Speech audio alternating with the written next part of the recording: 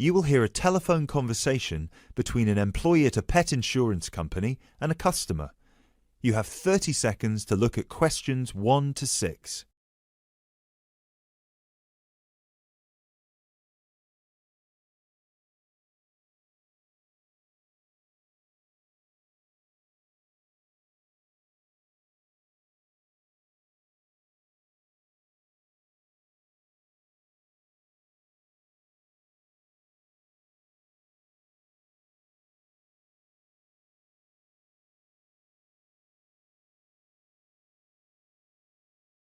Pet Protect UK, how can I help? Oh, hello there. I'm calling to inquire about your pet insurance plans. Of course, just give me a second, please. Sure. So, have you checked our website already to see the options we offer? I've had a quick glance, and I think I'm interested in the basic plan. Great. I need to just ask a few questions first then. Is your pet a dog, a cat, or a rabbit? It's a dog. And is it a puppy or… No, he's 3 years old. Right. May I ask, has your dog been insured before? I just adopted him from the rescue center last week, and I think he'd been there a while, so I doubt it. Okay, so you've had him for a week then. That's correct. Great. I apologise for asking this, but your dog, what's his name by the way? Fenton. Fenton, is that spelt with an F? Yeah. Fenton. Great. Thank you for that. So, according to the rescue centre, has Fenton ever attacked, bitten, or been aggressive towards a person or another animal? No, not at all. Excellent. And is he a guide dog or… No, just a house pet. Great. And you said he's 3 years old. Do you know the exact date of birth? Oh, yes, it's on the adoption certificate. Just give me a sec. It's May 19th, 2013. And do you know, has Fenton been neutered? Yes, he's been castrated. Excellent. And final question, what type of dog is Fenton? Is he a pedigree, a crossbreed, or a mixed breed? A crossbreed, I think. Right, crossbreed… Wait, sorry. What's the difference between the three? A pedigree is a dog whose parents are of the same breed. A crossbreed is from 2 different breeds, while a mixed breed is 3 or more. Then he's a mixed breed. Sorry about that. Right, no worries. So, could I take your full name, please? My name is Peter Pischinger. That's Pischinger. Right, thank you for that. And what's your address? That's 27 Cherry Drive, NW8 3HD. 3HD. And finally, a telephone number, please. 020-3634-7957. Thank you.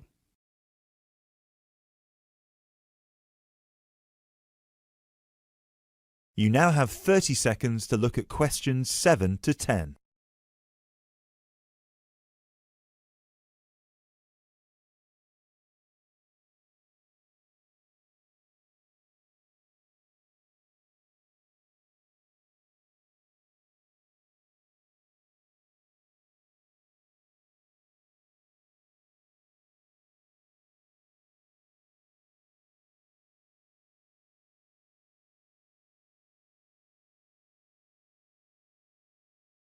Now, you said you were interested in the basic plan. Is that correct?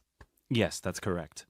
May I ask, are you planning to switch insurance providers after the first year of your pet insurance, or is there a possibility you might renew with us? I haven't really thought about it. Why? The reason I'm asking is because if you plan to renew with us, it might be worth considering our premium or ultimate premium plan.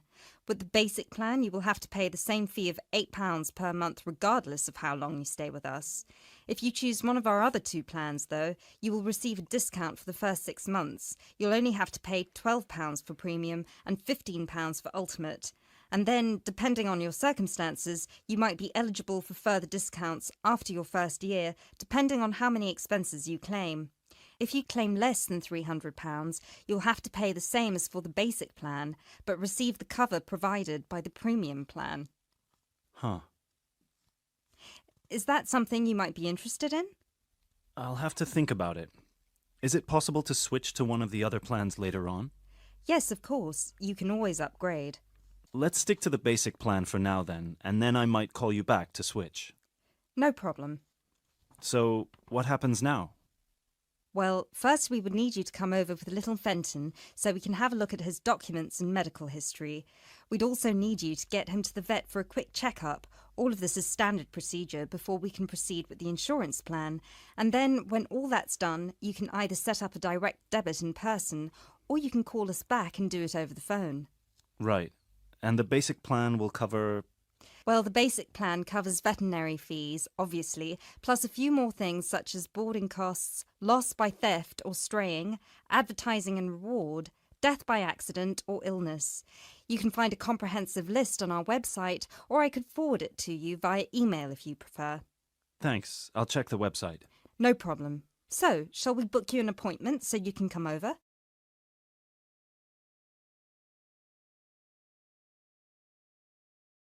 That is the end of part 1. You now have half a minute to check your answers.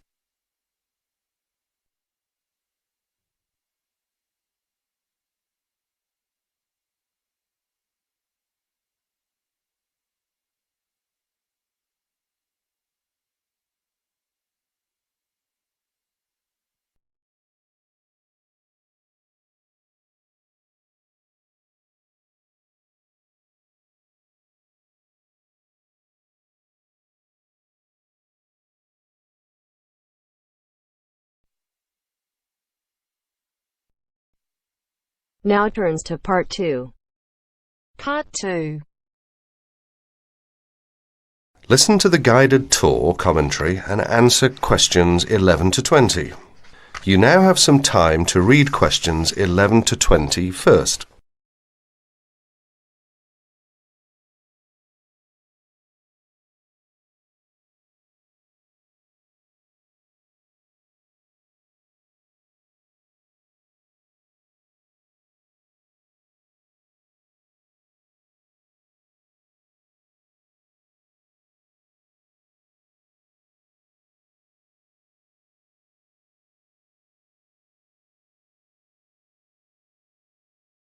Welcome to the library tour. We'll begin our tour of this level of the library here at the entrance. Then we'll go in a clockwise direction. So, first of all, over here on the left, next to the entrance, is a touchscreen information service. These computers can be used at any time to get general information about the library and how it works. In front of the touchscreen information service are the catalogues. As you can see, it's a computerized catalogue system and it's very easy to use. The catalogues are linked up to the other libraries at the university, so make sure you check which library a book is in when you are trying to locate a particular item. Next, along here on the left, we have the circulation desk for borrowing and returning books. The returns area, the place for returned books and other items, is at the end of the circulation desk, near closed reserve. Closed reserve, as most of you probably know, is a collection of books that are in high demand, so they are on restricted circulation. If a book is on closed reserve, you can only borrow it to use within the library for 3 hours at a time. Over there in the corner are the shelves for newspapers. The library has an extensive collection of local and international English language newspapers. They are kept on those shelves for 1 month and then stored elsewhere. As we continue on our tour, around to the right, this large central section is the reference section. Reference texts cannot be borrowed for use outside the library. They must be used within the library. All these shelves in the centre of this level are the reference section. Now, the stairs here on the left lead to level 2 only. On level 2 are most of the law books. To go up to the other levels of the library, you have to use a lift. Beside the stairs are the restrooms for this floor. Now, as we walk around this corner to the right, this large room on the left is the Audio-Visual Resource Centre. You can come here if you wish to listen to a tape or watch one of the library's videos. Next to the Audio-Visual Resource Centre is the photocopying room. There are 15 copiers for student use, and we've recently added a colour copier. The system for copying uses cards, not coins. You can buy a photocopy card from the technician in charge of the photocopying room, or from the information desk if he isn't here at the time. On our right, these work tables are for student use, especially for small groups to work together, or you and your colleagues can use the conference room, which is that small room there next to the lockers. You can work on group projects in the conference room without disturbing anyone, and there's a conference room on each level of the library. The round desk in front of the lockers is the information desk. If you need help using the catalogues, or you need to organise a loan from another library, the information desk is the place to come. And finally, here, beside the exit doors, these two shelves contain current magazines and journals. Like the newspapers, they are kept here for a time and then stored elsewhere. OK, that's the end of the tour of this level of the library. I'll leave you to look around yourselves now, and if you need any further help, please ask at the information desk. That is the end of part 2. You now have half a minute to check your answers.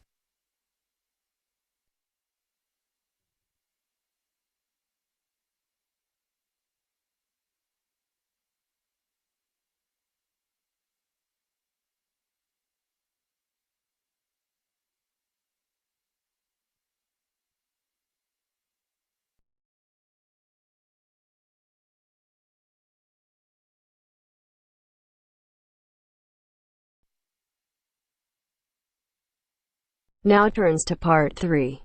Part 3. You will hear a conversation between 3 students who are preparing a presentation. First, you have some time to look at questions 21 to 25.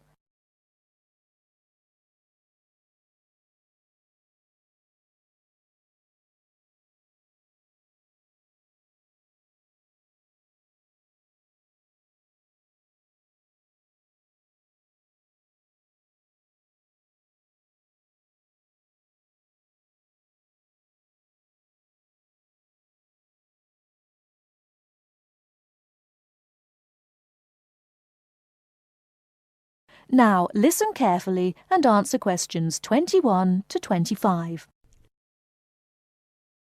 Hey guys! Oh, hey Gail, you made it. Yeah, sorry. I was stuck at the library paying late fees. Have you guys started going through the data yet? Yeah, we've already collated it and we've started designing the graphs we're going to use in the presentation. Oh, really? That's fast. Well, anyway, here's what we've got so far. Okay, so... Wow, 38% said they thought about quitting school in the first year. That's a huge number. Yeah, and only 10% said they were happy at school from beginning to end. Amazing, isn't it? Yeah, I thought the majority would be happy here. Well, just remember that about 30% of the school population are foreign students, and from the UK students, only 2% are actually from the area. So, I guess it makes sense that people would miss home. Yeah, but to want to actually quit school... Well, they didn't want to exactly, they just thought about it. Okay, so how should we organise the presentation? What did you guys decide? Well, Kevin and I were saying that we should start by explaining what the topic of our research was, and how we decided to collect the data. So, I'll start by saying that our topic was how first-year students felt a month after beginning school, and how their attitudes progressed and changed by the end of the academic year. So then we were thinking that I should explain that the population we want to study was obviously first-year students, but because we need their complete experience from the beginning to the end of their first year, we'd have to actually poll students in their second and third year. And then we said that you should explain how we access the population. So I'll say that we got the permission from the school to go to different classes from different departments and hand out the surveys in paper form, right? Right. and that it took us about 3 weeks to complete this part of our research. So then we need to describe the 3 different areas of focus of our survey. So Lindsay can do that. Say that the survey had 3 sections. The first one asking just some general questions about the age, gender, nationality and field of study of each student. Then the second one focused on how they felt in their first 6 months at school. And the third, how they felt in the summer after their first year was complete.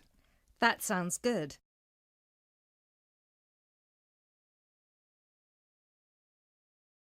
You now have 30 seconds to look at questions 26 to 30.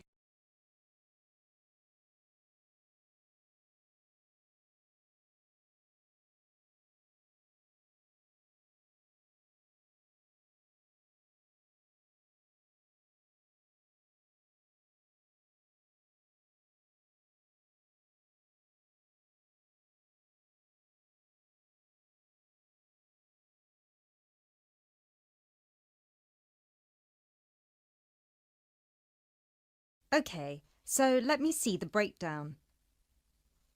Okay, so we've got an equal distribution of boys and girls. That's good. Almost equal. 51% of the participants were boys, the rest were girls. Right, and 70% of the participants were British, while the other 30% were... 10% were from America and Asia, 2% were from Africa, and 18% were European. We had a small number of Australians as well, 0.03%, so I guess Europeans were 17.97% if you want to be precise. Which we should. Anyway, and obviously the age was all 20 or 21, with a few 19-year-olds. Only about 5%. No, wait. 4%. Right? No, it's 5%. Look. Right. Okay, so Lindsay will describe the 3 sections, and then you, Kevin, you'll describe the demographic and geographical breakdown, and You can start with the graph, and then we'll all explain the data together. Right, so we'll put this graph up on the board and explain that most students experience some form of homesickness or mild depression in the beginning of their course. But we need to point out that by the end of the year, it was only 5% that still felt like quitting school. Yeah, but remember that we didn't actually have the opportunity to interview or poll any of the students who left school, so the information we have only relates to current students, and those numbers might be bigger in reality. Yeah, I guess we need to mention that. But we did check the dropout rate for the last 2 years, and it was very low, so at the end of the day, the numbers can't be much bigger. Yeah. Anyway, so after we explain the data and we show the 3 graphs with the background information and the responses for 6 months and 1 year, we should spend some time also talking about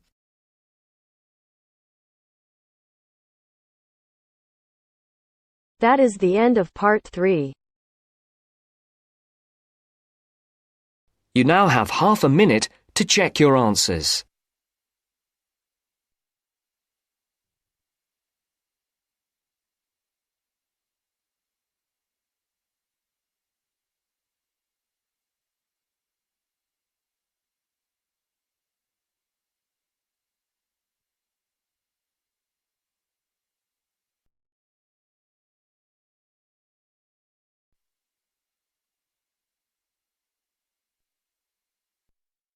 Now turns to part 4. Part 4. I'd like to talk about the changes to our leisure time, and I'll start by talking about lifestyle changes over recent years for women. First, you have some time to look at questions 31 to 40.